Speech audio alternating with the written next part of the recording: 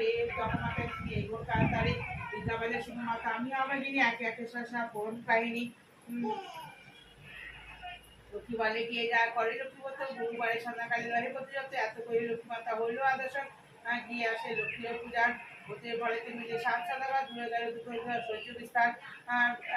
ঐশ্বর্য বিস্তার সেইটাকে বোধ করে বোধিত নান্দর বোধের বিধার বিধার সাধুরতা নাই ফলেকে তো কিবা করা যায় হেনু বাক্য প্রতিবন্ধুবার পরিলক্ষিত কামনা পুরাণ ইয়াসিনী বধু বলে করি অহংকার যে জানা থেকে যে পুজো আর কবিতা বাচ্চালোকে সইতে না পারে অঙ্কার দেশে যায় ফেরায় বাড়ি বাড়ি পৌলকে পথে পথে ঘুরিয়ে তারপরে ফলিত করালে সে বিদ্যালয় দাঁড়ে দাঁড়িয়ে এর মধ্যে লক্ষ্মীপত সার কারণে তার শুভ বিবাহ বুঝলে তখন তাহলে গরু বিবাহকে অঙ্কারে দেশে দেবী তাগিয়ে তাকে কলবস্ত দিলে কমলে দিন রাজ্য হয়ে যায় তাকে কেউ বাড়ি দিন রাত এই মার্কেটে মানে 11 দেশের বাণিজ্য স্থানে